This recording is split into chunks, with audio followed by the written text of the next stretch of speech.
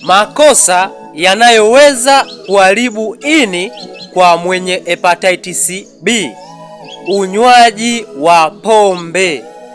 Kunywa pombe nyingi wakati una hepatitis B inaweza kukusababishia ini lako lizidi kuharibika na hali izidi kuwa mbaya.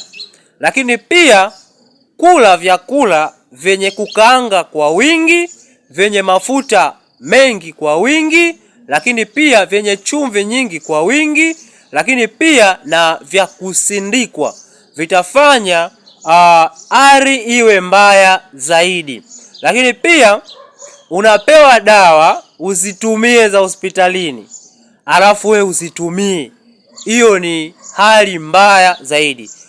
Itafanya tatizo lako lizidi kuwa kubwa zaidi. So kama una hepatitis B ya muda mrefu sana, nimekuandalia program itakayokusaidia kuwa na afya bora zaidi. Andika neno msaada au piga simu direct moja kwa moja nikusaidie hiyo program.